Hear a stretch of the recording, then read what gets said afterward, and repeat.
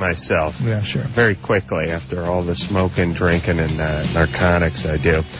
Hey, congratulations to the Diamondbacks and our good buddy Luis Gonzalez. Yeah. Whatever. This we don't. Well, actually, Drew doesn't toot his own horn very often on this show. I toot my own horn quite a bit, but it's really always kind of empty because I'm doing it myself. So I just look like a jackass. But as we have mentioned it before, but it's been a while when I did that and Drew did that Celebrity Dodgers baseball game. I think it was about 2.5 years ago when I got thrown off of the team I was on because my pussy manager wouldn't put me in the game. Right. What's his name again? I'm not going to tell you. Whatever. All right. Gilardi? Gilardi. Jack Gilardi? Is that his name? Pussy. Kiss my ass. Oh, you're big time. Come on. Let's get to the story part Big time pussy. The story is... Yeah. So you're over there, Yeah, you're big executive. Everyone kisses your ass. Well, kiss my hairy ass, you little guinea. Anyway, where was I? You were talking about Luis Gonzalez coming out of the dugout to greet him. I went over to the other dugout, and the Dodgers were playing the Diamondbacks that night, or that day. And Luis Gonzalez made a special trip. Luis, by the way, who hit the hit that won the World Series in the 7th game for the Diamondbacks, he came out. He was, excited. He was a big Loveline fan, this guy. Now, I know what Ann's thinking. That means we'll get him on the show. No, he'll never come on the show. He invited us to come down there, though, remember? Yes. Nobody who's above a C-level celebrity who's a big fan of the show will ever come on this show. We do get celebrities on this show, but they're not fans of the show. I don't know how this works. It does happen from time to time. I run into people who would be considered celebrities who tell me they're big fans of this show, who approach me, but they will never be on the show. Only the celebrities haven't heard of this show. But do you remember the real irony of this story? There's a little irony in that. Well, let me finish the story. Right, hi, this is John Favreau. Oh, that's right. That's the kind of celebrity we get. Luis came out. He was really like a kid talking to. He was really like what we should have been talking to him. Right. He insisted we wait. He wanted to get pictures with us. Oh, that picture still sits on my son's wall. It does. Yeah, I have that picture still. He didn't do this for you, Drew, I don't believe. No, we were together, and they took the picture. Yeah. He sent me the pictures and wanted me to autograph them and send it back to him. Oh, that's right. Yeah. Oh, yeah. Yeah. So, and he's just really a really nice guy. Couldn't have happened to a nicer guy. Did you watch a game tonight? That was great. I was pulling for them, too. But you're missing the irony of this story. Yes, give me the irony. You're not remembering this, obviously. All right, well, I just inflated with the notion that Luis Gonzalez was interested in But listen, Jack Hole, I wanted to just explain to everybody what went down, the pictures and all that. They don't know that. We walked away, and I went, who's that? And he went, I think he's one of the big sluggers on their team. I think he's becoming. I think there's a little chatter about him. Remember that? Yeah. Neither of it really knew who he was. That's the irony. Yeah. And well, first off, this was the Diamondbacks 2.5 years ago. Yeah. So had only been around for 2 years. And number two, I think I'm more of a football. I probably know more football, basketball than I do baseball. It's actually because of my sons I've gotten into baseball. And Luis is still, at least 2 or 3 years ago, fairly young player. Right. And quite made his mark. Right. Didn't have the kind of season that he had this year, 57 home runs. No, and huge. Hitting the game-winning hit in the World Series. So our hats off to the Diamondbacks and our friend Luis Gonzalez for having a great series. Anderson's a little puffed up tonight. No. The Diamondbacks won the 7th game of the World Series in the most exciting series of exciting series of the last 50 years. The guy, the MVP for the Diamondbacks, did he get the MVP? Well, he did for the year, I'm sure. Yeah. I don't know that for sure. Hit the game-winning hit in the 9th inning, and that just happens to be the guy who came up and is a big fan of our show. But you're right, we did talk about it for almost 2 minutes, and we should move on. The 14-year-old screwed-up stoned female listeners don't care. That's right. Thank you, Anderson. Jackass. Jared? Yes. You're 23? Yes. What's up?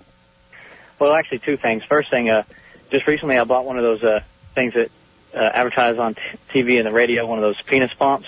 Mm-hmm. And I spent like $500, got like the best one. Wait a minute. They advertise on TV? No, actually, I heard this one on the radio, on y'all's radio station, actually. Oh, I'm proud.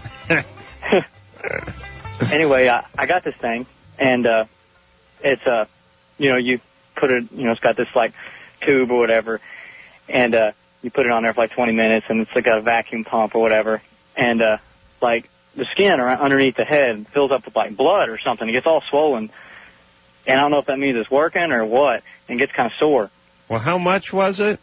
$500. No, it wasn't $500. Yeah, it really was. I'm not joking. There must be expensive ones out there. Yeah, Dr. Joe Kaplan. Uh-oh. Yeah, you see, it wasn't $500. Jared, you fax us. We don't have any fax paper in the fax machine. They stopped. Email? Can we email? They stopped. Do you have a receipt for this thing? I'd like to see it. Yeah, I really do. You do? It came with a big, like, actual big vacuum pump. I mean, not like just. Listen, for $500, it should have come with a Vietnamese whore. $500. Yeah, I saw it kind of got ripped off. I started looking at magazines after that. What's your question? What is your question? Well, the question is that, I mean, these things actually work? No. They don't? Not really. Well, I just started thinking to myself, what if you put it on your tongue? You think that would work? I don't know. Tongue would hang you know what I mean? What, or your earlobe? I guess it might I've heard about them so many times, that's why I figured maybe they do. Suddenly, here's what I see, is that people are making a lot of money on these things, and men are somehow vulnerable to this all of a sudden. And it means something, that men are preoccupied enough suddenly that they're buying all these things. You know what I'm saying? Recently. Yeah, it seems like you know what I think it is? What do you think of this? There have been all these products lately for women about enlarging their bust size, these pills and these creams and these suction devices, not to mention plastic surgery. Don't you think this is just men's sort of counterpunch to that? Thinking we got to take it into our own hands, pardon the pun, and do something. Do you know what I'm talking about? I know the feeling of wanting to change one's genetic endowment, to give an edge. The feeling of being able to do it, I think, is something that's an interesting point. That's frustrating not to feel like you can do. Yeah. Hey, Jared? Yeah. Okay, it's the idea that we can that makes it possible for men to begin thinking that way. They should be able to change these things, right? Women change it, therefore we should. The idea that we can is a $10 billion a year industry. Everything from supermodels coming out with videos about how to look like them by putting cucumber slices on your eyes at night and doing step aerobics in the morning, to penis enlargers and creams to enlarge your breasts. None of it works, but we need to feel like we can do something. It's our form. You know what it is? It's a form of spiritualism for atheists. I mean, that's what God is, right? Because, hey, if you don't think there's a God, then you freak out and you don't know what to do. Oh, boy. You freak out. You start trying to enlarge your penis then. But listen. And if you don't think you can enlarge your small penis, what do? You kill yourself. But I was looking at some women's magazines the other day and I thought to myself, what is it they see in these? And it's similar to the same topic, which is I started looking at these pictures, and it's all these pictures of these supermodels like engaged in these glamorous activities. Right. And I think they look at that and think, ooh, that's me doing this. Ooh, that's me doing that. Ooh, that must feel great when they do that. Right. You know, and men don't think that way when they look at that stuff. They think about doing something to the picture. You know what I'm saying? Right. It's not like me in that picture. It's they're putting a hole in the picture and actually raping the magazine. Plus, models, they really have to be amongst the most tortured people in the world. Why is that? Well, I mean, they're constantly freaked out about what they look like. Yeah. Half of them are strung out on drugs, and then the rest just have a bunch of rich Arab guys, paying them to walk around their apartments. Except for that, it's a great life, huh? Yeah. All right. Was he done? Yeah. Mike? Yeah. You're 26? Yeah. What's up? I don't want to mislead you guys and, get some kind of weird answer, but I'm just trying to, basically figure out where I'm going wrong and what I need to do, because, it feels like when me and all my friends go out, it's in a way, it's I miss doing the homework and the exam is, you know what I'm saying? It's what? I miss doing the homework and the exam is coming, You didn't study. You screw up. You screw up when you go out. Everybody's got something they do, but it's like me, I don't have any good examples. I mean, I'm confused. I was raised by my mom. He can't meet women. Yeah, pretty tough. And what is after the exams? He just butchered an analogy. Yeah, I guess. See, they're not as easy as you think. Oh, man. He said homework, but I mean he didn't study for the exam. That is Friday night. Right. I see. He doesn't know how to perform. He didn't do his legwork. That I do have just like basically end up in ruins. You know how retarded my head is? I go, he didn't study for the exam. He went out and he screwed up. He didn't study that night. He should have studied and stayed home. Oh, my God. Hey, Mike. Yeah. Well, listen, you have in one way. You have the stink of desperation on you, and women can't stand that. But he's 26. Shouldn't that be wearing off? That's why it's so desperate, man, because I'm 26. Well, here's why it usually tapers off. I'm doing everything right. No, I don't think so, Mike, because the reason that the desperation tapers off around 26 is you start having a life.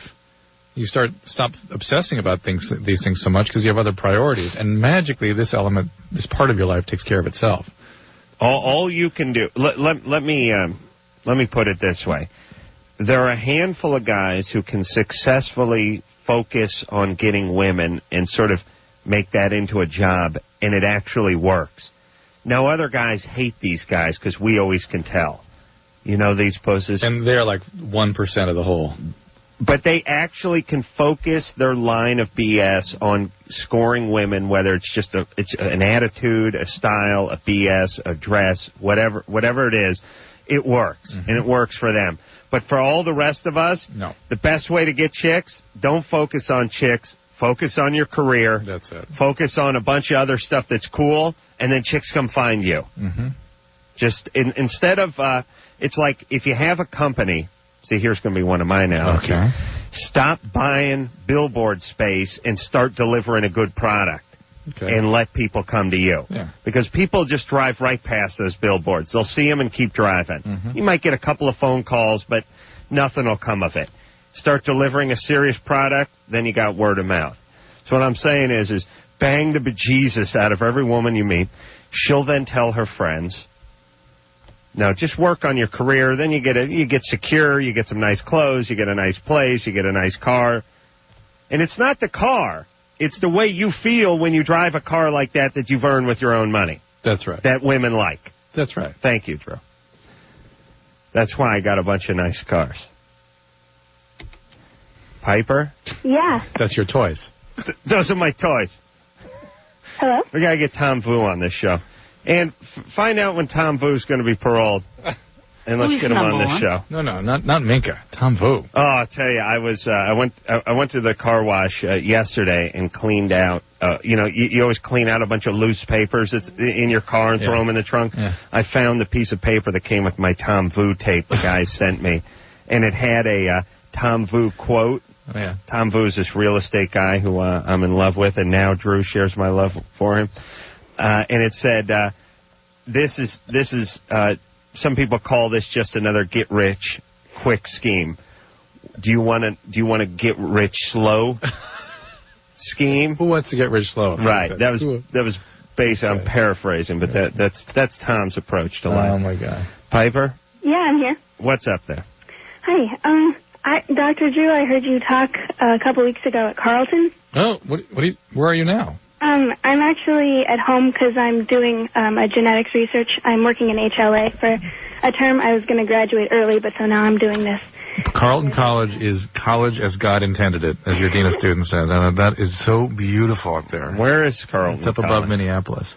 It's in Northfield, Adam. Have you heard of that place? I had never heard of it before. It's really one of the great schools. I went to a school. Hold on, who names their place Northfield? Are you all out of names at that point? Is there nobody famous, you know? Like, tell me about it. I mean, how does that pass the vote that they have? They happen to be tilling the soil down in Southfield, and somebody sets up a new town a little north of there. It's Northfield. Why don't you just call yourself like Vilberg? Yeah, what the hell? What kind of generic? It's really Northfield is just something out of some cartoon from the 50s or some sitcom from the 50s. You know, where you don't know what the name of town. So Piper. All right, sorry. What's going on? Northfield. I'm pre-med with a math major, and I've got all this stuff going on, and I'm at home right now doing a genetics internship.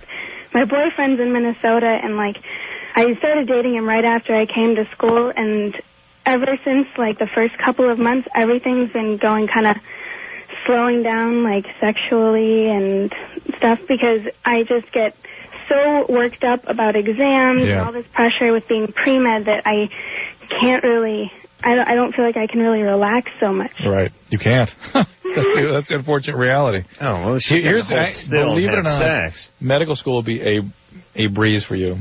I'm not kidding. It will be. You'll be locked in. You'll be doing what you want to do. That's when you'll be able to take a breath and relax. It's still a ton of work, but by comparison with what you're doing now, it actually will be a step down for you. Drew. At least for a couple of years. Do you believe there's any way for people to get stuff done without scaring themselves into getting things done? Do you know what I'm saying? Like, is that the component? You know, at that level of competition, it's... Well, see, here you go. Well, it's everybody screwing with everybody else. Yeah, but what I'm saying is the guys I knew who were bad students, who were all the guys I knew, were cocky, in the sense that, you know, the test was Friday morning and it was Thursday night. We're going to go out and get loaded. No, who cares? Or, you know, so what? I'll deal with it when I deal with it. Mm-hmm. They weren't scared of showing up Friday morning ill-prepared. You need some and the people that were good at it, and I noticed this from my, feels like the eternity I've spent with you in my adult life, you use fear as a motivating factor. Yeah, you oftentimes create this scenario where if you walk into a college 30 seconds late, they're going to ask where the hell you were and send you home for no pay. And that then gets you out of your hotel room and in the lobby, and then in turn calling my hotel room to get me to buy into your fear factor thing. Right. It is the same thing as what you experience in those recurrent dreams where you believe you've walked into a test unprepared or walked out onto a stage without having learned the lines. I've never had that, but I have that twice a week. Right. Okay. So that is a real strong component. Yeah. It ends up being effective, although it's probably unhealthy because then you have trouble shutting it off. Well, then in Piper's case, she's taken to the next level, which is these are people that are sleeping in the lab. They're shutting down the rest of their life to try to get that extra edge. So here's my point. How do you remain an effective student without sort of feeling like you're just operating out of pure fear? Or in any facet of life. How do you remain successful and keep that balance, that distance, the perspective? It's hard. I think part of it is learning how to be balanced, learning how to be realistic about yourself and your goals and your abilities. And then but the way the competition works is you still got to heat it up a little bit. You got to heat it up. Well, you got to do your job. You got to do the work, but that work does not have to be driven by fear. It can be driven by pride. Or it can be driven by other factors. The fear does not have to be behind it. It doesn't have to be, I'm going to fail and people are going to hate me all the time. There could be, I want to be a great doctor. But it never happens. Never works. But if I don't do this, I'll fail. People will never see that. Right. My dad will freak out. I'll take the T-bird back. I don't know if we actually answered Piper's question. Oh, what's her question? Piper? I'm scared to talk to her. Yeah. Okay, so the question is? The question is what can I do to balance that better? Like, I don't feel like I can just, blow off an exam in order to spend a little bit more time with my boyfriend and have time to, really... Yeah, sure you can. You can't. No, you can't. Well, hold on a second. Drew does this all the time with me. He tells me, I only got $100,000 a kid. They're going to be in college in another 10 years. They're going to need $3 million a semester to go. And he starts spinning himself out. And, something I forgot to tell you the other night when we were talking on the phone, which was if your kids didn't get a penny for college, any of the three of your kids, they would be doing better than 99-point-something% of kids on the planet. Do you know what I'm saying? Just by virtue of being Just by virtue of where they grew up, who their parents were, what situation they had, and what opportunities they had. If you didn't give them one penny for college, they'd still be in the 99 percentile. Still, easily. So don't freak yourself out so much. Give some of that money to me. Piper, I think just paying attention to balance the way you pay attention to your hard work. Just pay attention. You're going to be, you'll be fine. You'll be a doctor. You'll do well. You may not have the best scores of everyone in your school, but you'll be in the upper percentile. Here's what you need to know, and I swear to God in this. Anyone that gets through pre-med, even in the middle of the pack at Carleton, will do fine at medical. We'll do fine medical school no problem. But here's the question. No problem. Here's the question you got to ask yourself. Are you using this as some sort of excuse to get some distance from this guy? Yeah, that's a good question. Because I understand you're a dedicated student and everything, but we also know that if you really want to see somebody, you'll figure out a way to see him. Lord knows Drew had a lot of passion to go around when he was at that age. And Lord knows. And I think that that fact, again, that tuning into that reality might help you make decisions better. And it may not be that this is such a great relationship or something you want to dedicate yourself to. There are other priorities right now. Well, especially, like the school. All right, I like a school that's named after a light cigarette, though. I mean, they got my vote. I didn't ask her if there. she liked what I did up there. Yeah, After all, you told me that I would just suck without you, and it would just be an embarrassment. And how you towed the line for me. Yeah, and I did. Let's ask her. Let's ask her. No, listen. No, I told you I did all the work at those speaking engagements. So is that okay up at Carlton? I love Carlton. No, Yeah, thank you, man. No, wait. My presentation to you guys up there. Oh, yeah, it was great. I was kind of wondering when they asked about, first of all, the dreidel song was awesome. We sang the dreidel song. Oh, you did? Yeah, I actually sang it. That's my bit. I deserve a taste we of actually that. sang it. They threatened to sing. I sang it. Right. But then when somebody asked about where Adam was, you were like, oh, I'm so glad I'm here with Oh, how dare you. How dare you. And there was a smattering of applause, but not overwhelming applause. Standing ovation at that No, point. I think we were all kind of shocked because... Right. Oh, come on. That's right. Well, Adam you're kind of mean to Dr. Drew. Yeah, well, he deserves it. Look at him. All right, let's go back to your books there, Bookworm. All right, Piper, thanks for the call. Thank you very much. Bye-bye. See you in Geekville, baby. She's working us. Stirring it up. All right. Yeah, I know. Well, she's smart. She knows how to manipulate. The big Hugh Hefner roast is on Comedy Central tonight. What time? Forgot to tell everybody. It started about 24 minutes ago. Oh, that's good. Jimmy's hosting. I'll be doing some roasting. Drew Carey and Gilbert Godfrey and guys like that. So you may want to turn that on during the commercials of this show. So until 2 minutes from now. 2 minutes. No, 4 minutes from now. We'll take a little break, and then we'll be back with Sarah's 15 after this.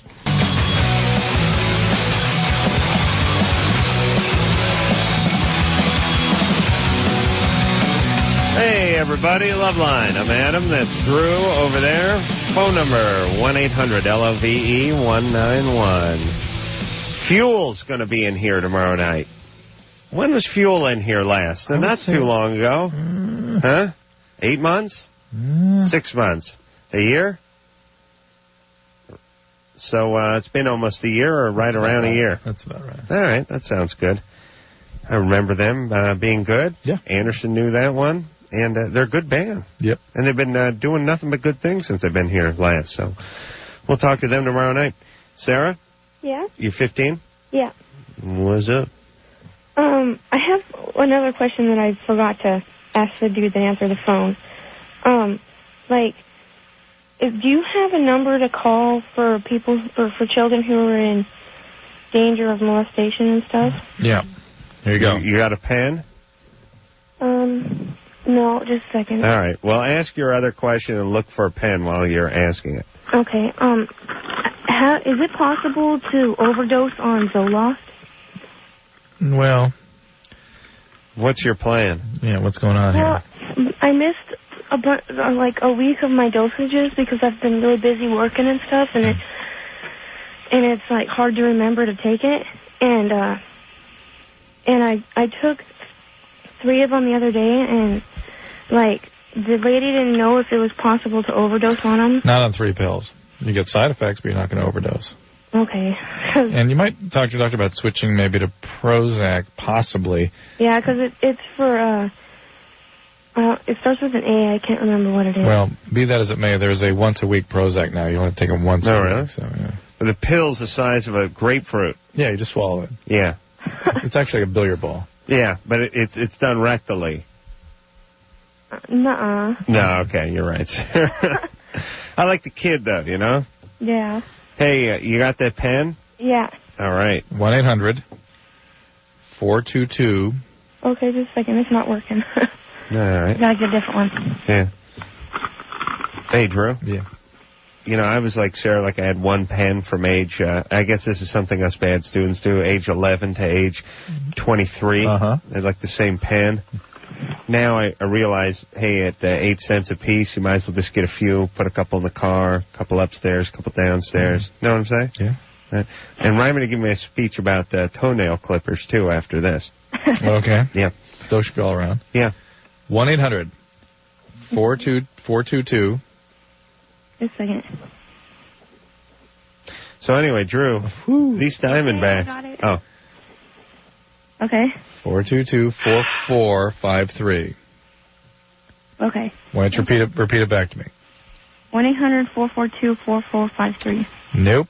Let's do it again. Okay. 1-800. 422. Oh, okay. Yeah.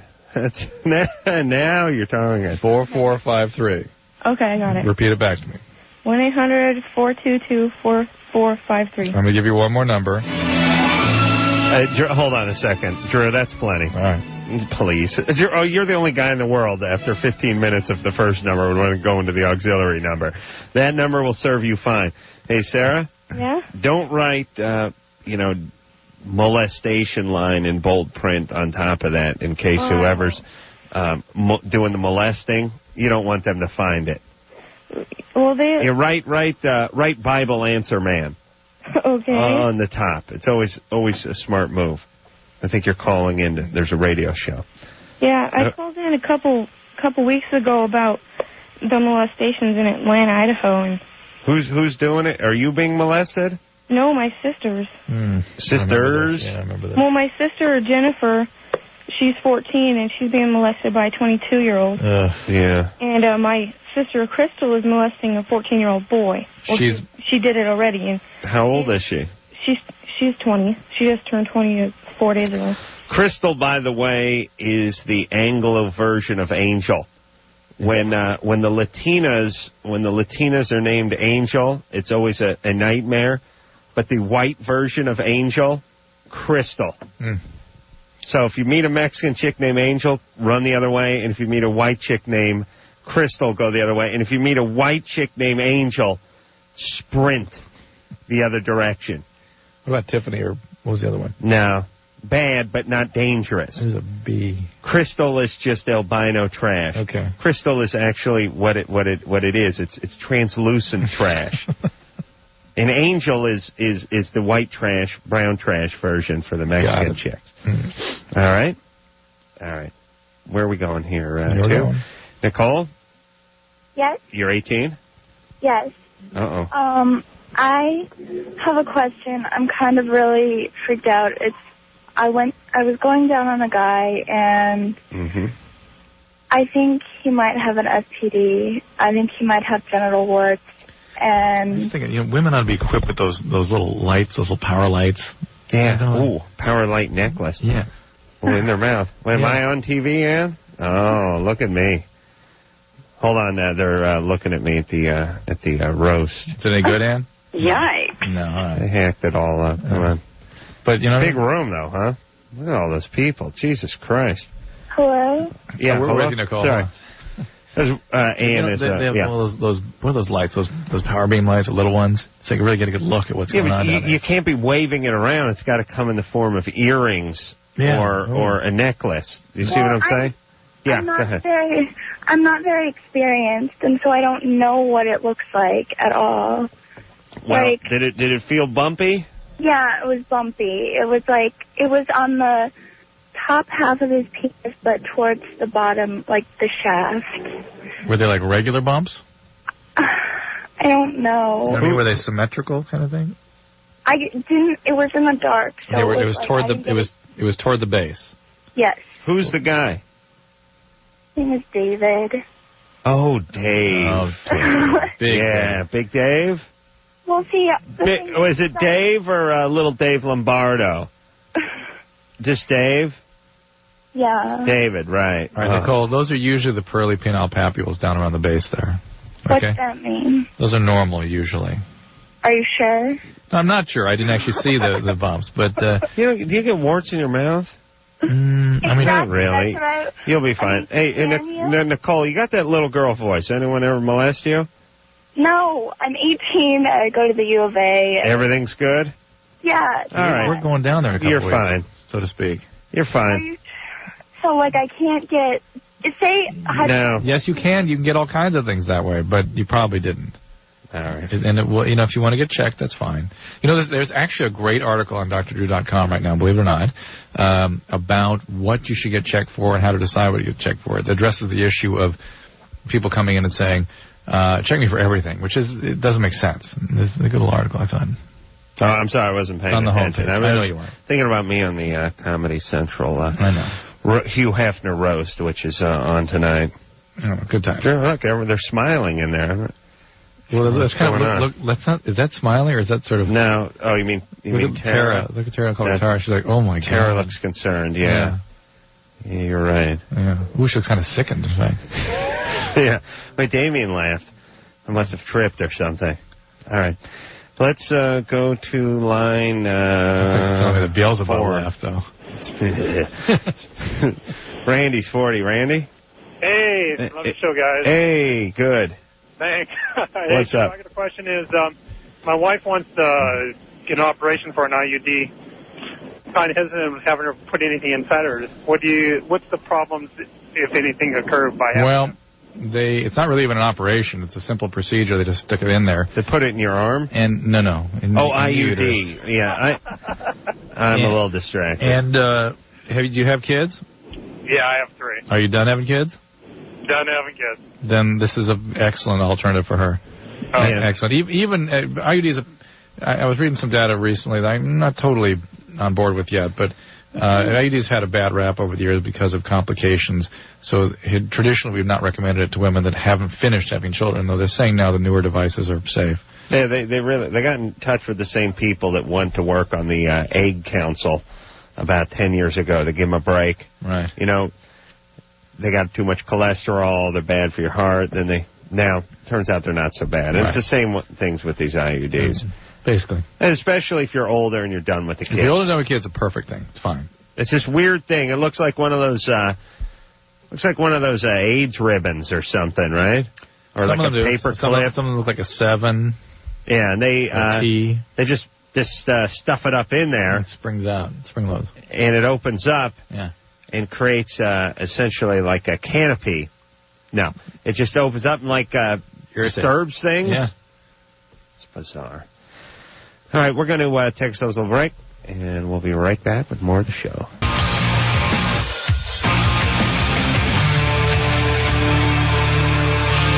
Hey, everybody. Loveline. I'm Adam Carolla. It's Dr. Drew over there. Phone number 1-800-LOVE-191. Fuel in here tomorrow night. Let's get back to the phones and speak to Rebecca, 16. Rebecca? Yeah? What's up? Oh, nothing, you? I'm just hanging. Yeah, I have one more question that I didn't tell the chick that entered the line. Yeah. Okay, chick. Sorry. Oh, hold on a second. Something we glossed over. Well, we're making fun of her, but the last call when she thought the guy may have had a STD. Yeah. And we said, well, who is this guy? Because what I was trying to figure out is he some junkie who's made the rounds, or is he some virgin you plucked out of course out of the 10th she grade? Doesn't get that part of the question. Who is he? Yeah. He's Dave. Yeah. Okay. Which now it's all clear. Now it gave us a ton of information about him, didn't it? Well, when you check the STD danger name chart, you find that Dave comes way down on the list, just below Russell. Dave. That's Dave. Yep, that's what we do for a living. Sorry there, Rebecca. Go ahead. I'll forgive you. So you didn't tell the chick what? It's about my allergies. They're getting really, really horrible, and I already went to a doctor, and they gave me some medicine. Mm-hmm. And my drainage is getting so horrible that it's getting in my stomach, and I can't eat. I've been eating in 4 days. All right, you need to get some allergy. You need to see an allergist and get some what's called desensitization therapist. There's all kinds of things you can have for allergies these days. Is it so horrible because I have trimester exams this week? No, just did they give you Zyrtec or Allegra or something? What did they give you? Take Allegra. All right, take the Allegra. Do they give you Flonase nasal spray or Rhinocort or something like that? No, it just not started getting bad last Tuesday. All right, well, go back, ask for another nasal spray. They'll give you. Don't take the over-the-counter nasal sprays. Oh, that's just addicting. I know. Do not take that, and then ask for a referral to an allergist. Okay?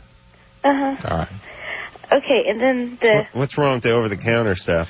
That's Afrin. Those things, they work for about an hour. Oh, my dad. And there's a rebound. Hold on. Rebecca? Huh? Shut up. Then there's a rebound and things get worse. And you really can't use them more than a couple of days. I see. All right, Rebecca, go ahead, baby.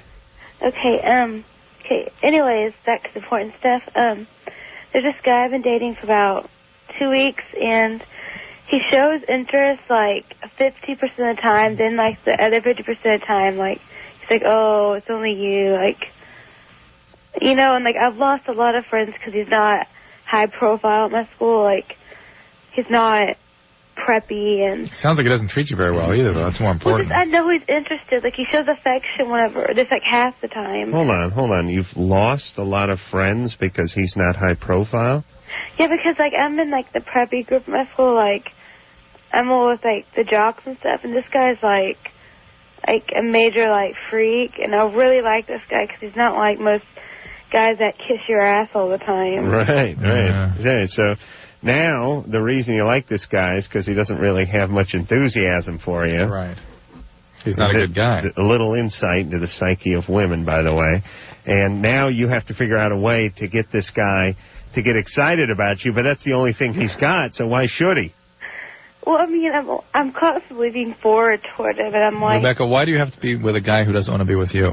Well, I know he wants to be with me. No, he doesn't. No, he doesn't. If he wanted to be with you, he'd be with you.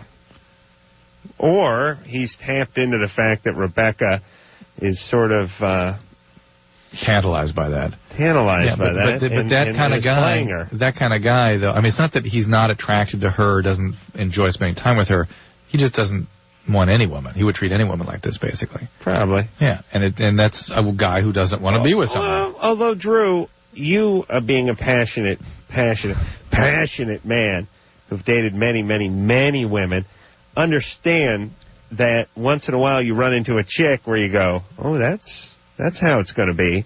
And you realize that you have to play it a little bit 16? differently. At 16? No, not 16. I was crying and masturbating and drinking Yoo-Hoo.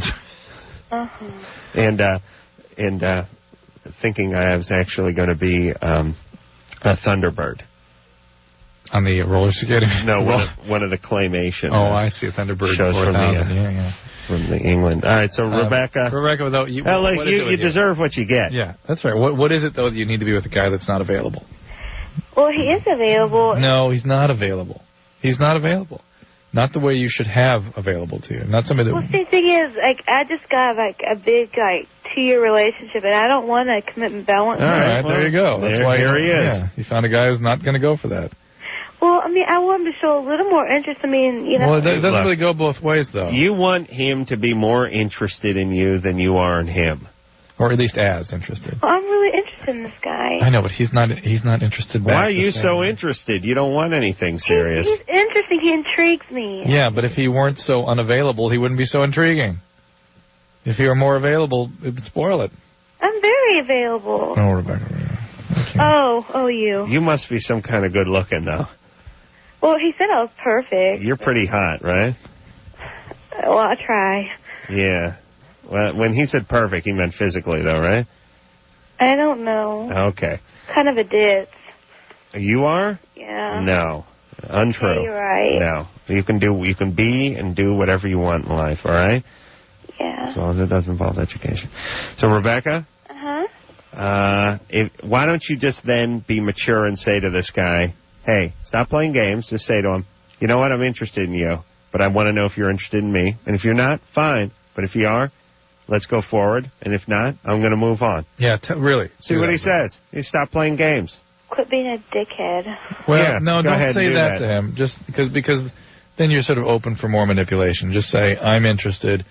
If you are and want to be more involved, great. Otherwise, I'm not. Let me see why I'm angered by it. Not why are you a dickhead, because that leaves him open to kind of, I'm not a dickhead. Get sort of ridiculous discussion. Let me say this to men and women. Because, you putting that on a card?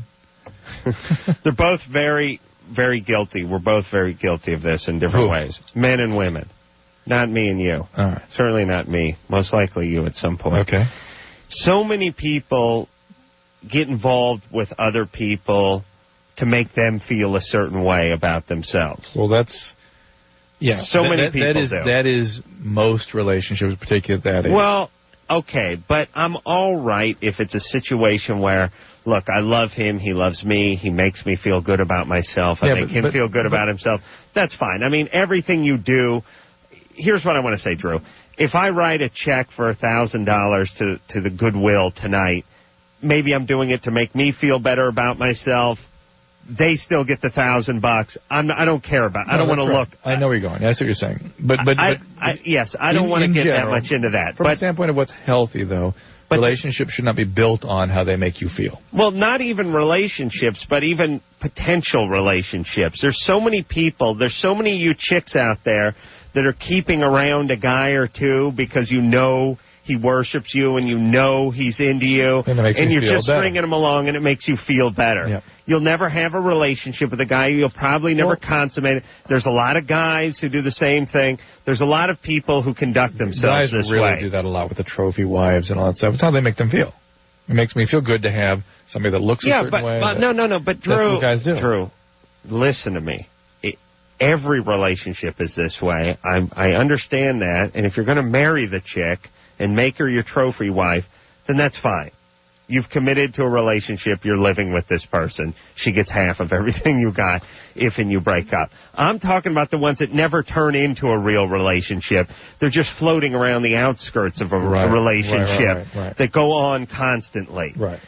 Like I said, you women who have these guy friends you've known for 5 years, you know are in love with you, but you will never cut them loose. You keep them around to make you feel good about yourself. You guys who are doing these sort of one-night stands with these chicks who you know are in love with you, but you somehow convince them that they're not, and they say whatever you want. You're just banging them once a week.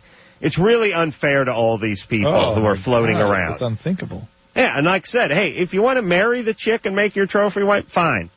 Or you want to marry the guy, fine. Or you want to have a relationship with him. Even that it's not healthy. You can make it a relationship, but it's not a healthy foundation for a relationship. But I'm saying relationship, the foundation you have with your wife comes from the bowels of hell, I'm sure.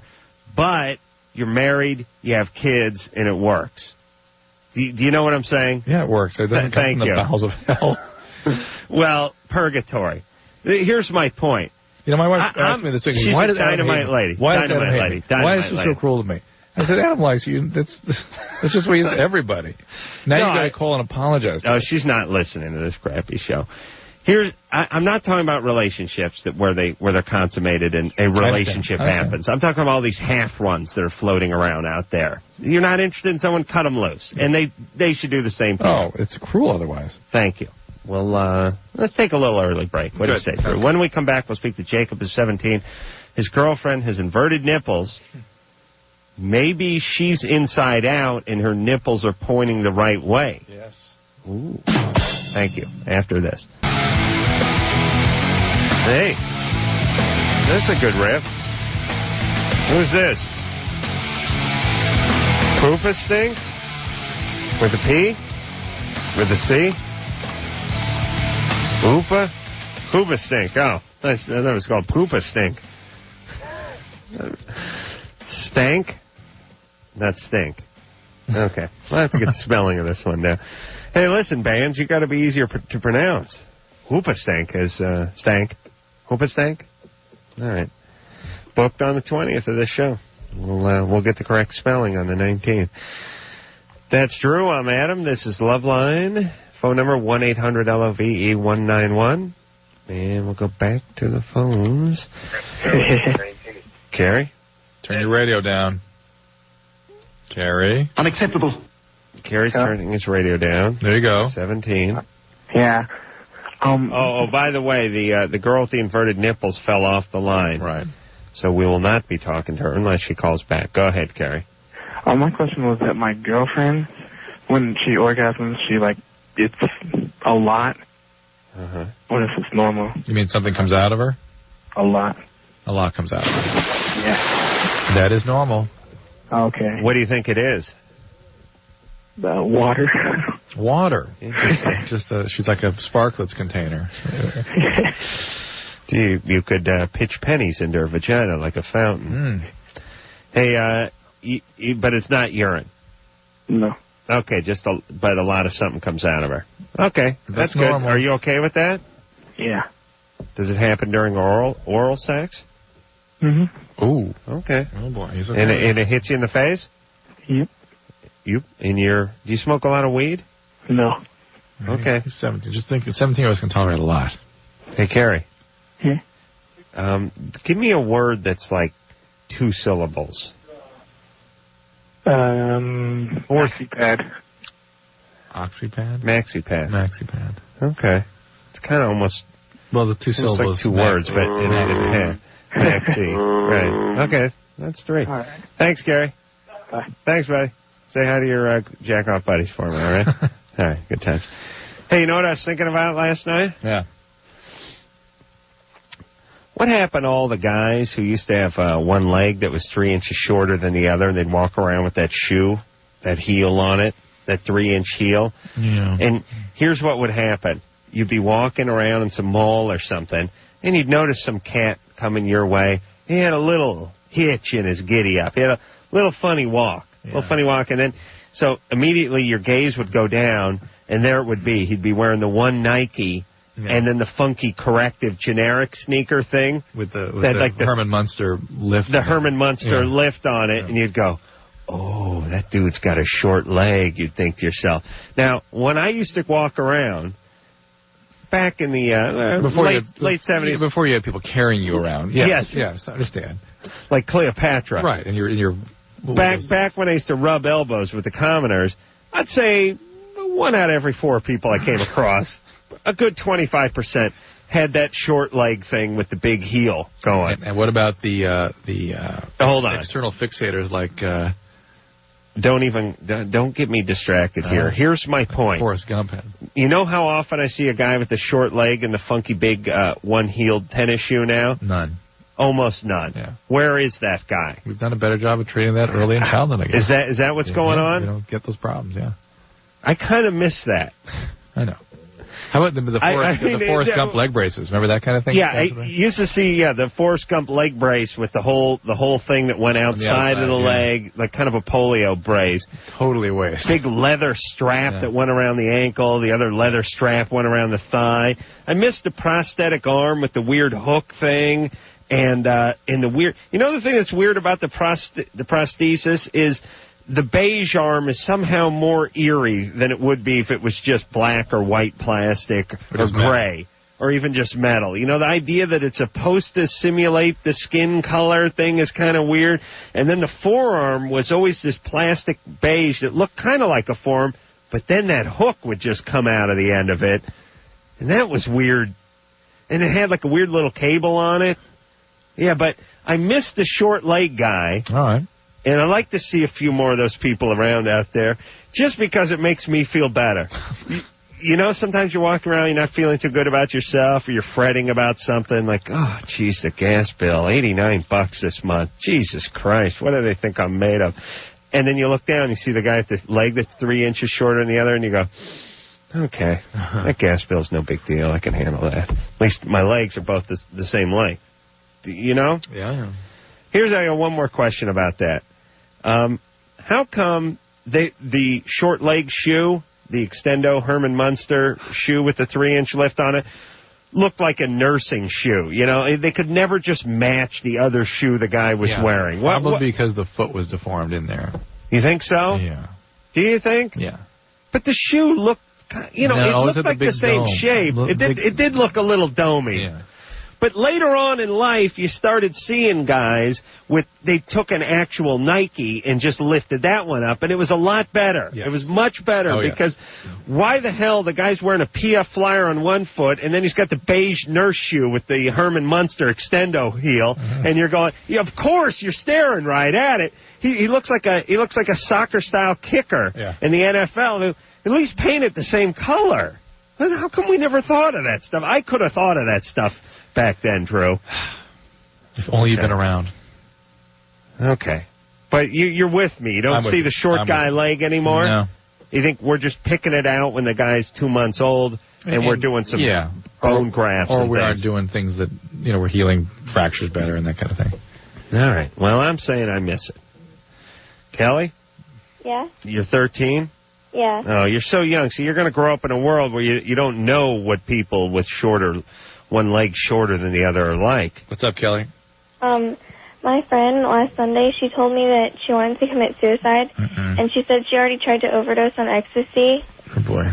And I asked her how many pills she took, and she said 10, and I was like, okay. 10? Wow. Yeah. It's not so good. So I was talking to her about it, and she's like, yeah, I guess I was lucky. And I was like, well, didn't you try and kill yourself? She's like, yeah. So the whole time she was like, oh, well, my dad hates me, and my sister said she wishes I was dead. And the guy she likes is going out with some other girl, and she doesn't even like him, and she goes out with people for like a week, and she's all like mad about it. All right, she needs help, Kelly. She's got a life-threatening problem. She's thinking about suicide. Let's get her some help, okay? I don't know like what to do though. I mean, I don't know if I'm supposed to tell people like yes. to get mad at me. No, listen, you're talking about saving her life. You need to do whatever you have to do to get her help. Right now, the best friend you can be puts your friendship in jeopardy, certainly, but the best friend you can be saves her life. Okay? You really got to pay attention here. And if there's a teacher or somebody at school you can notify, do that. It sounds like the parents may not be terribly responsive, so you need to find someone who will listen, okay? Okay. Right, but take it very seriously. Very seriously. And Kelly, look, this is what a friend does. Sometimes it's not just all about, hanging out and talking about boys. You got to do important things. And if that's the most important thing you can do as a friend. I mean, if a friend is talking about committing suicide, you got to get that friend help. That's your responsibility. And if she's got a problem with it, that's her problem. That's her problem. You can't announce to people you're going to do, it's no different. Well, it's marginally no different than saying, I'm going to go shoot somebody, I'm going to go blow something up. It is up to your friend, even though it may not be cool for a friend to rat out another friend or turn in another friend. When there's lives involved, that takes precedent. Thank you. Serena? Hi. So all you folks that are hanging out with terrorists, all you friends of terrorists, and they're, bragging about anthrax and blowing up bridges, you got to rat them out. That's what a good friend would do. That's right. All right? No, not all right. Oh. Yeah. Serena. Yeah. What's up?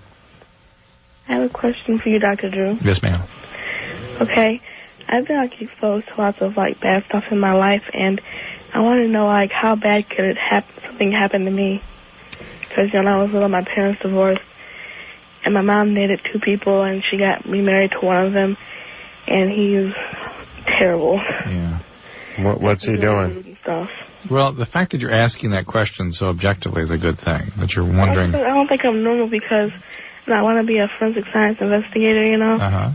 And I'm not obsessed with death or anything like that. I don't think about dying or anything, but every time some sort of TV program or something comes on, I always want to watch it, and I want to read books about stuff like that, and I don't know if that's normal. That's fine. It's, again, using a term that sort of has a negative connotation or quality to it, normal versus abnormal. It means something. You may have some aggression sort of built up, and it may be part of that. But well, you watch those shows on the Discovery Channel about how they get all the clues, the new detectives and stuff? Yeah. Yeah, on the other hand, this may be a healthy way to express some of that. Yeah. There's certainly, when you go through the kinds of traumas you've been through, it's going to have an effect on you. But the fact that you're sort of watchfully looking out for your behaviors might help you. And the most common thing we see with those sorts of, the things you've described so far at least, is trouble with intimacy, having stable relationships, trouble attracting and being attracted to healthy people. And if you really want to change that, get some therapy. But the fact that you have sort of what we call an observing ego, the part of you that observes your behavior and questions it and looks at it, that's very positive.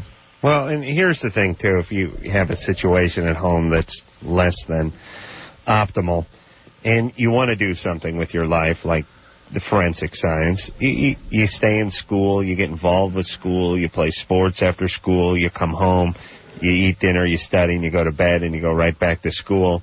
And before you know it, you're out of college because you got good grades in high school and you got a scholarship and all this kind of stuff, and you're just out of there. I mean, you just got, I don't know how bad a guy your stepdad is, but most... You don't know how bad it is. Oh, it's really... Well, here's the point.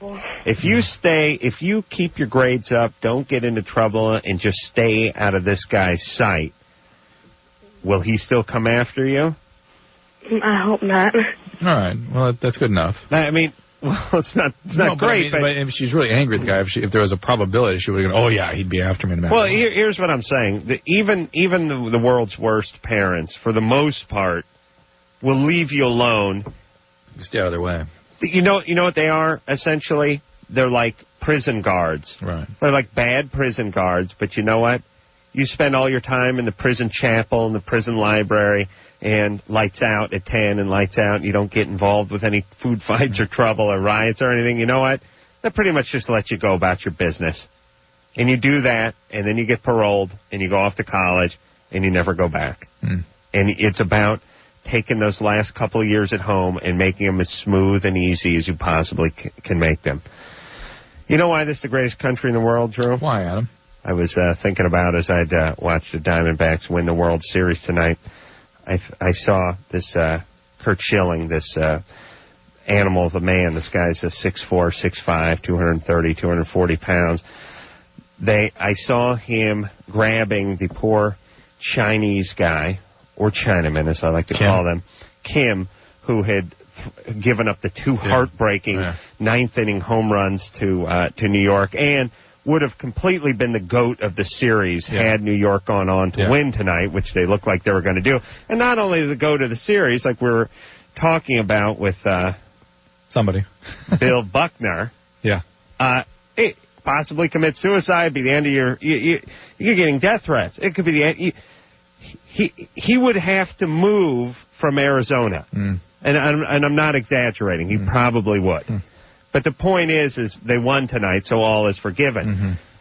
In fact, he made it an exciting series. Curt Schilling, Curt Schilling is picking this Chinese guy up who barely speaks a word of English and who's about 6 inches, 8 inches shorter than he is and 100 pounds lighter, and he's swinging him around like a rag doll. He's got him in a big bear hug, and he's just swinging this guy back and forth, and this guy's got him in a bear hug, but he's up off his feet. I mean, it looked like when the women would meet their sailors coming off the boat after World War II, and he's just swinging this guy back and forth, and I thought, that's why this is a great country.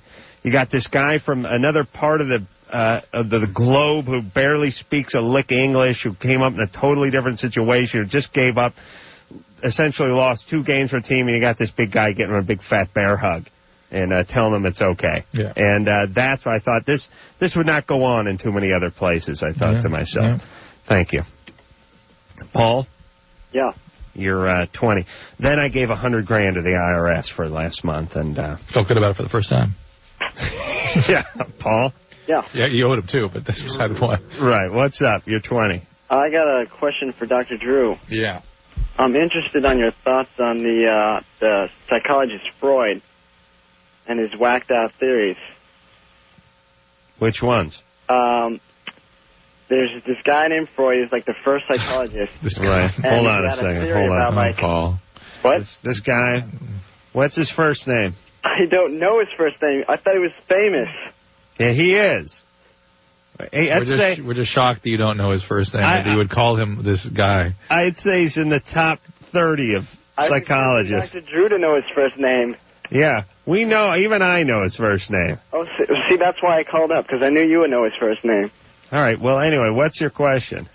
His theory was, maybe you heard of his theory, that... he had a couple, Yeah, but this is a really crazy one. All right, go ahead. That... when little baby boys, they thought their parents were going to kill them. I mean, they thought their dad was going to cut off their testicles.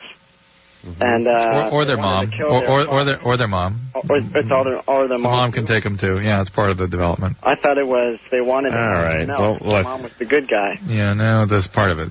But what's your question? It's actually beyond theory at this point. I mean, these have been evolved into other more accurate renditions of what people experience on a non-conscious, or at least barely conscious level as they're developing. And you're taking it too literally. I mean, these are basically, as you're growing up, your body tries to integrate visceral kinds of input with its relationship with the outside world and develop a cohesive sense of self in relation to other people. In the process of that, there are normal experiences that are not, and it's not literally that he has a concept, a young male child has a concept of somebody removing his testicles. It's that there is a visceral connection between the fear they have about their parents, the ambivalence they have about their intense feelings towards them, that ties in genital kinds of experiences. That's all. You're being way too literal in the interpretation. All right. Let's talk to Jonathan, who's 25. Jonathan? Hello. Hello. What's up? Very good. Hello, Adam. Hello, Drew. Long-time listener, first-time caller. Wow. Thank you. Thank you. Okay, yeah, and I just called to correct one thing that Byung-hyun Kim of D-Backs is Korean. Oh, he's Korean. He's not Chinese. He's 22. Can you imagine that? Pitching in the World Series at 22. Oh, well, half those guys seriously, I wonder what I was doing when I was 22. You what? No, I know. I guess, I feel that I'm getting old when I see all these young people doing all... Yeah. Jonathan's a ripe old age. Yeah, right. He's 25. He was playing AAA ball when he was 22. He wasn't in the show. Hey, yeah, you always think of Kim as a Chinese name, but... Well, is it more of a Korean name? Oh, that's a Korean name. It'd mean like Chin would be a Chinese name, right? Well, Kim is actually Korean. Okay, Kim, Park, those are all Koreans. Right. We can go either Chinese or Korean, like things like Lo, Liang, they are definitely Chinese. So, like Kim and Park, like Chan-ho Park, those are Korean. Those are Korean guys. But Kim and Park are Korean names, and then there's some Chinese Korean names that are sort of interchangeable, right? But not Kim or Park. What are the ones that are interchangeable? Chow. Chow mein. Yeah. What are they? Lee, L-E-E. Lee. That's right. Either Chinese or Korean. All right. And also Lim, L-I-M. Lim, yeah. Right. And let me see.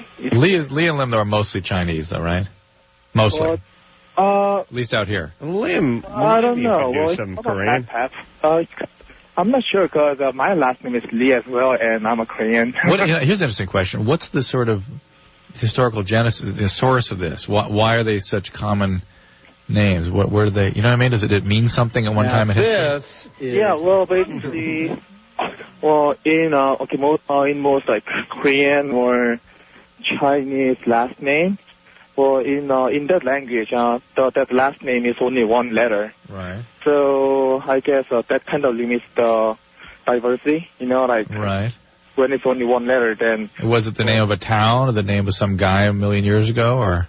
Well, I think it goes by the name of ancestor like long time ago, but that's just my guess. Okay. All right. Cool. Thanks, Jonathan. Take care of of yourself. Yeah. Bye. All right.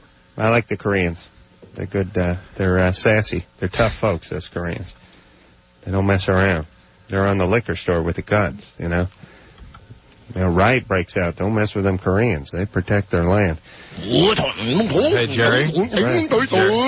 I went to a liquor store in Koreatown and just got shot at the other day. I mean, not even during, non-riot times. They just get up on the roof and shoot at you. Yeah, get one look at you. It's the way they conduct business. Jerry. Yeah. What's up?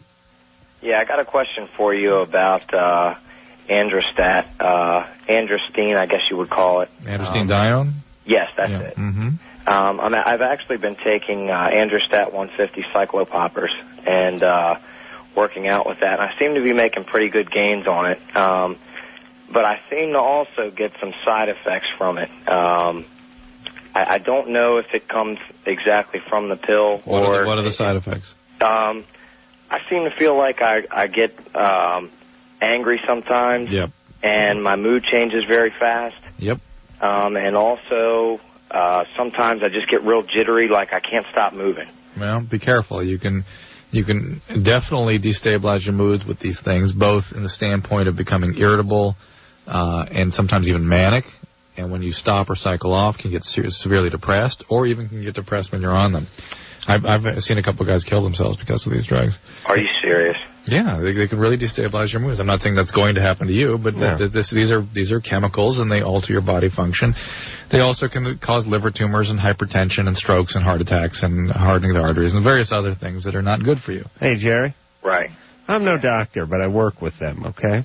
Right. So let me speak for a second here. What are you just doing this because you want to put some muscle on, or are you training for some event or something? I'm not training for any event or anything. I've gotten into weightlifting more recently. Actually, I've been into it for about a year now, and there's a lot of stuff that goes on in the gym. People take all kinds of steroids. They take speed and stimulants. They will take the over-the-counter. There's a lot of stuff that sort of seems normal in the gym that's not healthy and not normal. Well, but let me just float a little philosophy here, Jerry. Okay. Here's the deal, because I used to be this way too. I mean, I didn't take steroids or anything, but I lifted a ton of weights when I played football and all that stuff. And here's the problem: why create an unrealistic body for you to try to keep up?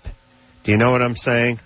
I mean, everyone wants to look good, and that's fine. Look good and look in proportion and look streamlined. And if you want to get laid, you're better off looking like a swimmer than you are like a wrestler. You think so? Absolutely.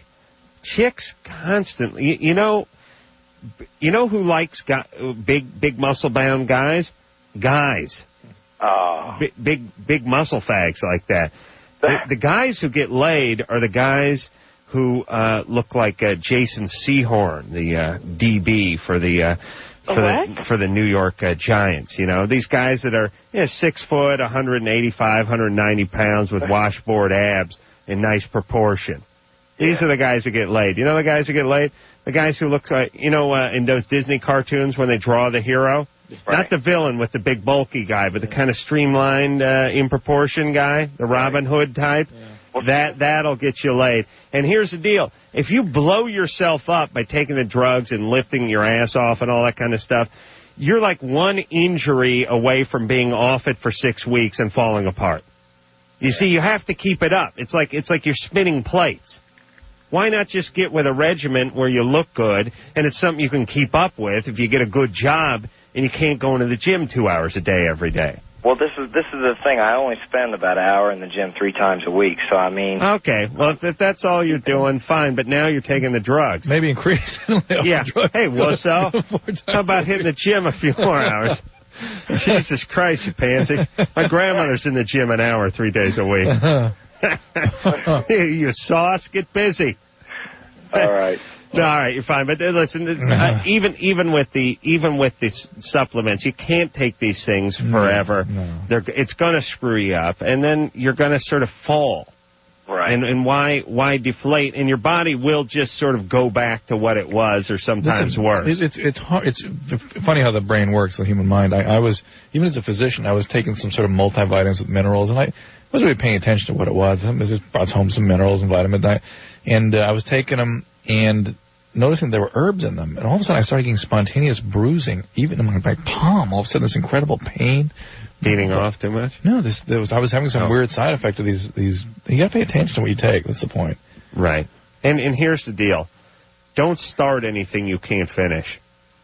Or can't keep up. Yeah.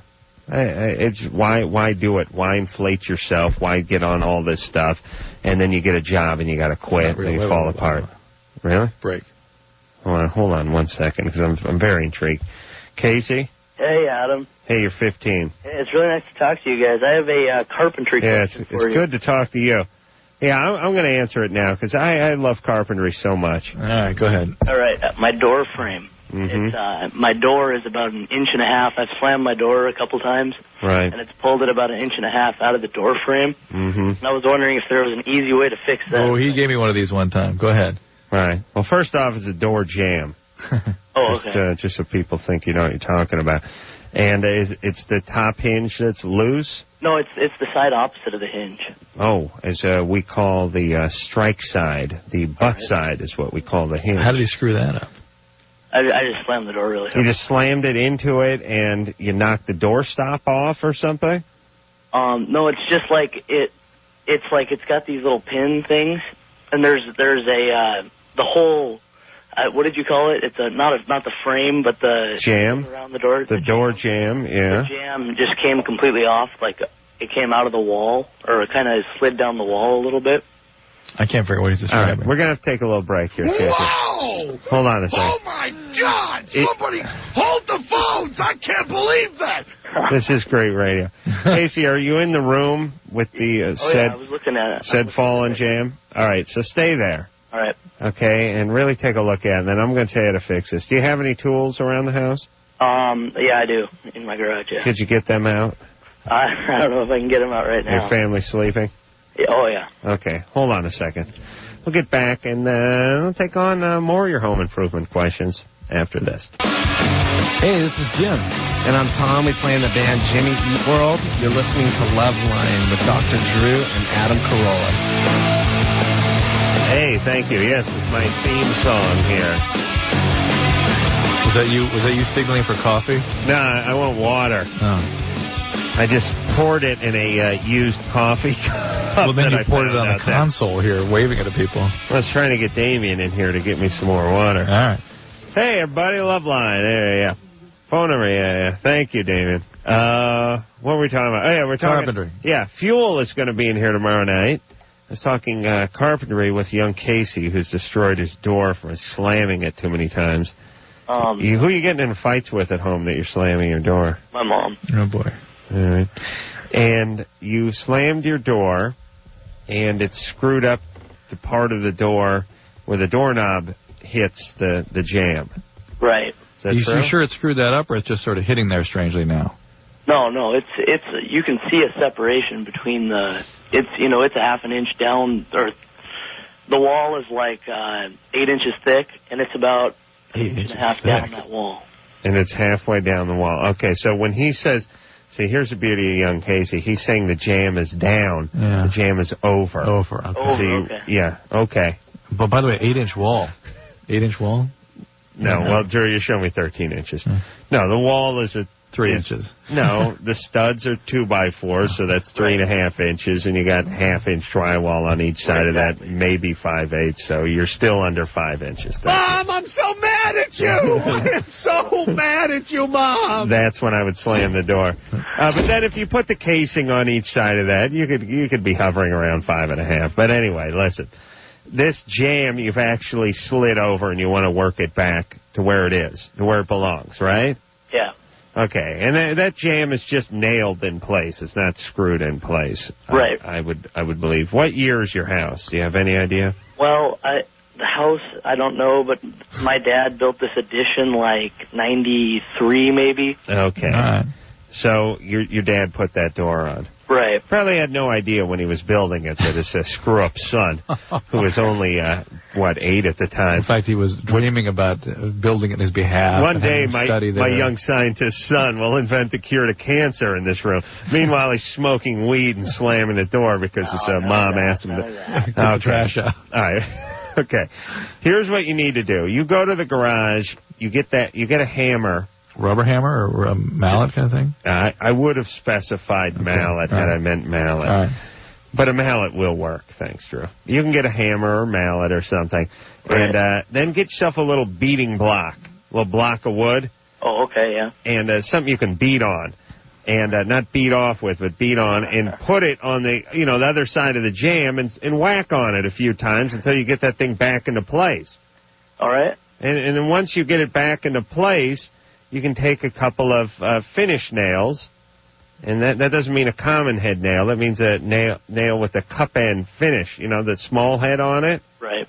And, hit a few of those in there to keep it in place. Do you need a device? No, you can do it by hand. All right. Hey, Adam, did you watch any football today? Yeah. Did you see the Bears game? Yeah, it was crazy. That was awesome at the end, or just at the end of the regulation.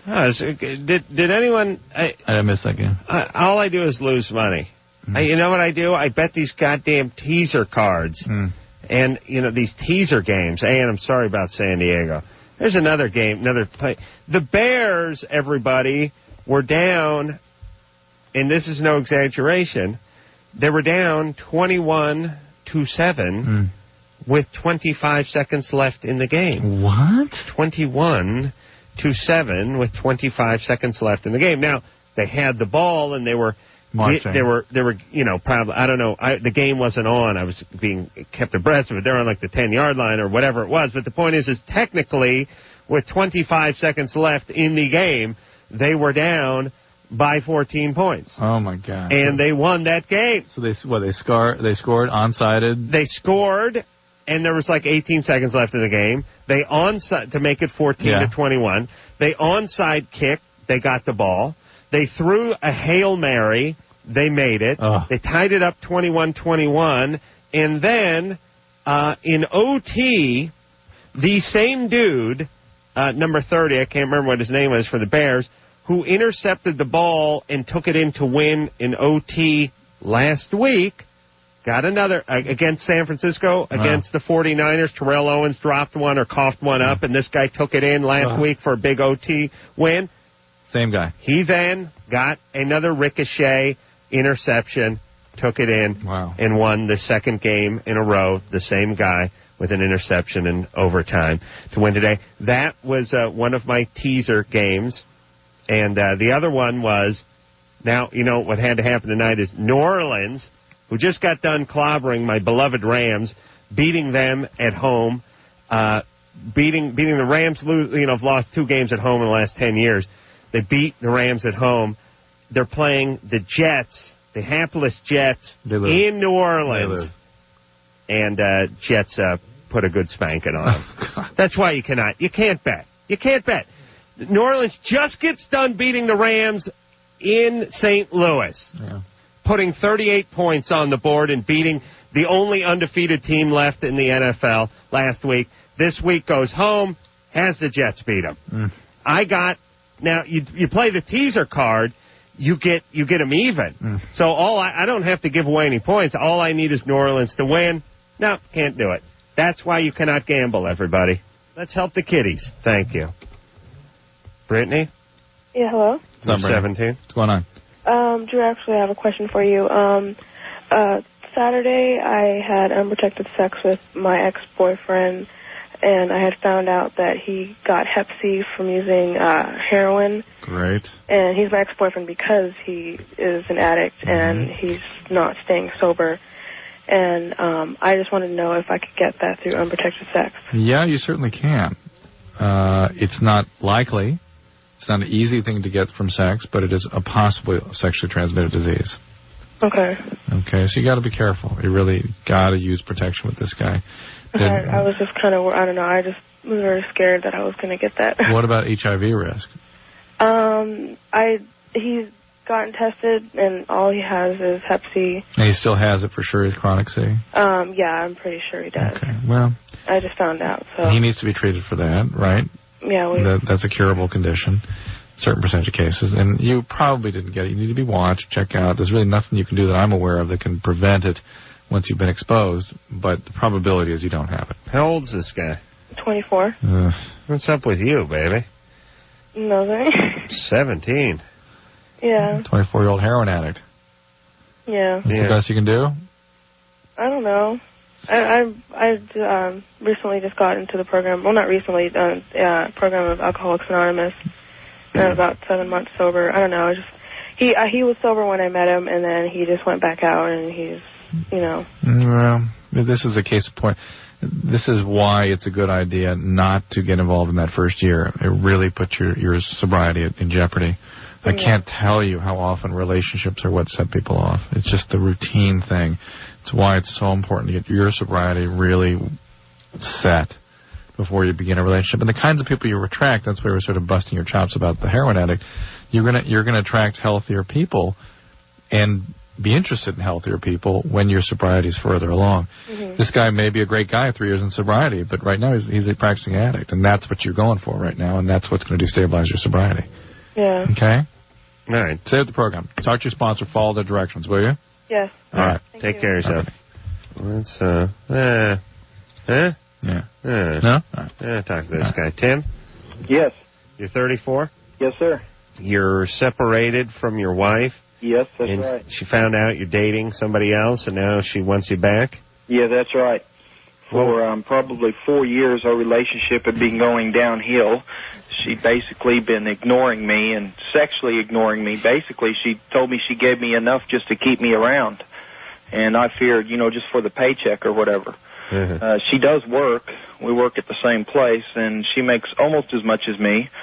And after I left and separated, probably 3 months into that, she hadn't been able to make her car payment and this and that, and she finds out that I have a girlfriend, which is a girl I've known for 3 years. And the next day, she turns around and does 180 degrees on me and says she wants to work things out and wants things back. And maybe I just can't see the forest for the trees. I don't think she's genuine in it, because for 3 years she's had a track record of treating me like crap, just basically being aggressive toward me. All right, well, what do you want to know? Do you have kids? Yes, I do. All right. About 4-year-old. I worry about the 4-year-old, but yeah. Drew, percentage-wise, just playing the odds, how often does this stuff work out when they get back? Oh, you know what I'm saying? Let's say he said, on behalf of my child, I'm going to make this marriage work. Well, we've separated and come back several times. Right. Now you're really low. Yeah. If you don't get some treatment and stick with it for an extended period of time, it will not work.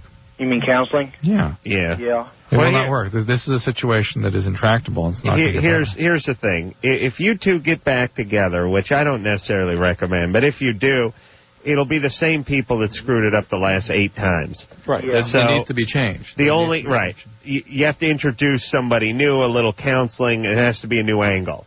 Yeah. Otherwise, it's going to be the same crappy mix. I don't think she's genuine in it. Not genuine, no. But maybe table wine. Yeah. So I would recommend no, although this doesn't mean, you still got to be a good dad to your kid. Oh, yeah, I'm doing that. And I think you have to impress upon her that she needs to be a good mom to your kid. Yeah. But if you're into somebody new and she mistreated you and it just wasn't right and you finally got out after X amount of years, I'd say stay out. Yeah. Okay. Because a lot of people who know her and know me tell me to keep on the path I'm going, and it has. Which path is that? Away from her? Yeah. See, we don't even know you, and we're telling you that. That's fine. Unless you get both firm commitments to really change. I don't think she's genuine in it. Okay. I think I'm. No, hold on a second. Okay, we got to take a break. Patty? Yeah. You're 33? Right. Yeah, you called because you have a lightweight for a son? Yeah. He was stoned and he freaked out the other day? Right. Well, I took him to the hospital. Don't tell us what happened. We're gonna get the story in a minute. I was saying you need to give the guy some Toll House cookies and send him to bed. Drew said, take him to the emergency room tonight. Drew, you don't know what goes on in that emergency room. Oh, yes, I do. No, don't you tell me what goes on in an emergency room. You go to an emergency room tonight, you will still be seen tomorrow. In the morning, yes. In the morning. Yes. So just wait and go in the morning. That's what I'm saying. Then you'll be seen in the afternoon. Still better than going tonight. At least you get to go to bed.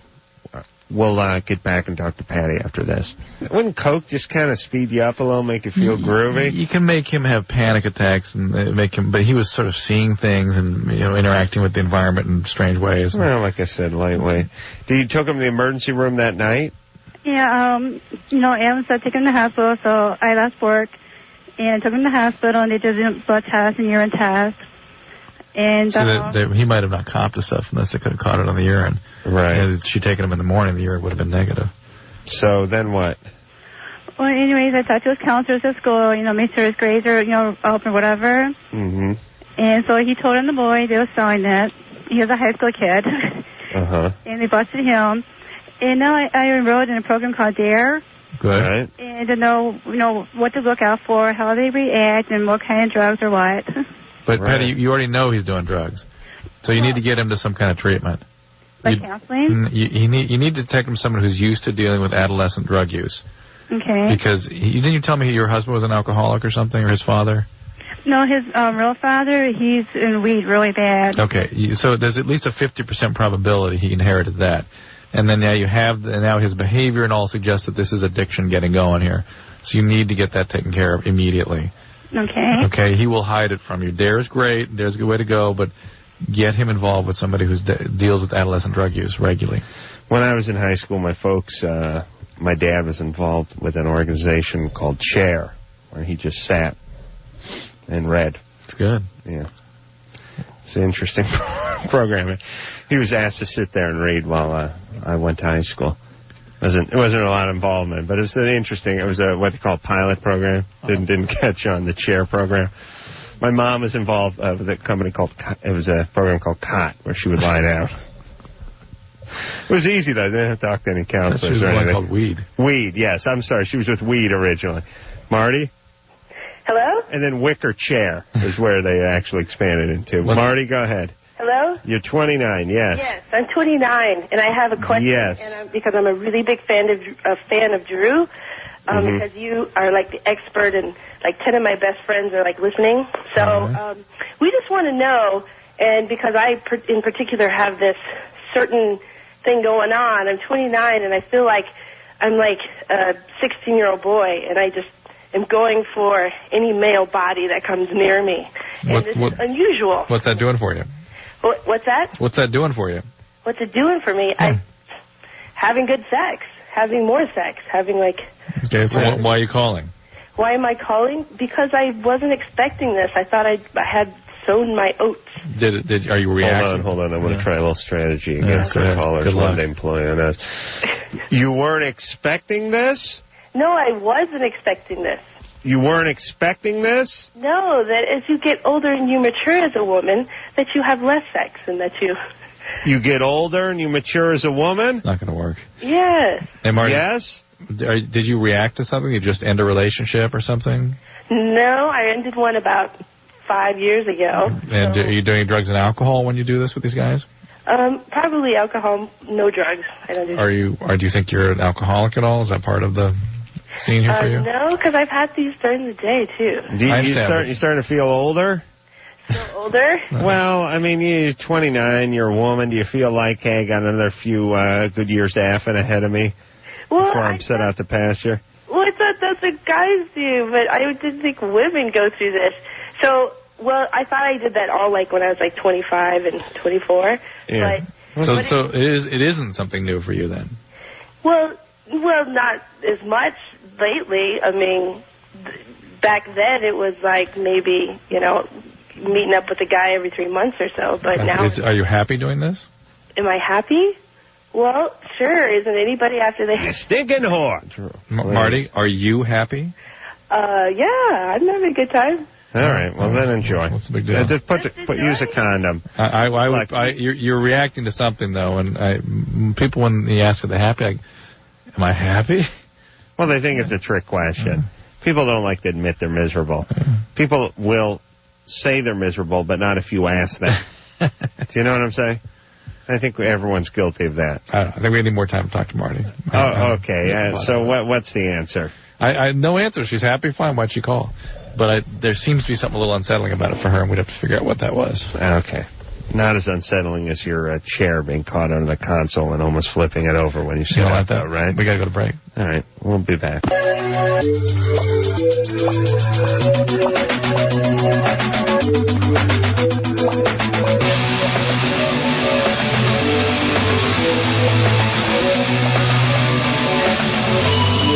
right. Well, there you have it. Another 2 hours of Loveline. Where does the time go? We will be back tomorrow night with Fuel in studio. Until next time, this is Adam Carolla for Dr. Drew saying, Mahala. But then when somebody asked about where Adam was, you were like, oh, I'm so glad I'm here. Oh, how dare you. How dare you. This has been Loveline. The opinions expressed on this show are not necessarily those of the staff, management, sponsors, or this station. The producer for Loveline is Ann Wilkins Ingold. Loveline is a presentation of Westwood One Entertainment.